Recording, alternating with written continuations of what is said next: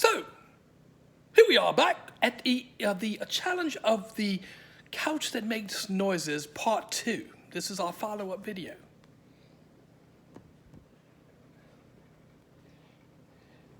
And I have my lovely assistant over here, Sir Blanket Lady.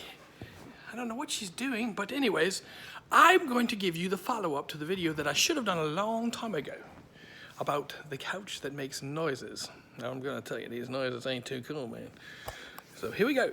We're in the sitting position, and we're going to raise the couch. And this is a leather recliner, and I told you it was going to be worse, and it's going to be worse. Here it goes.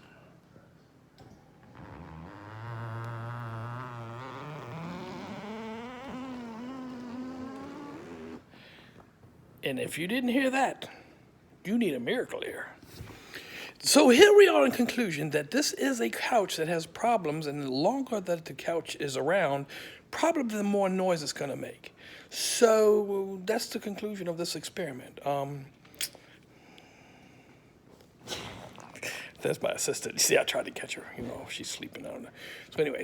So anyways, in short, this is the conclusion of this video about the couch that makes noise. So it's going to progressively get worse. So consider this before you buy a couch that makes this type of noise. Because every time you raise it or lower it, people are going to look at you and say, "Did you do that?" That's not good.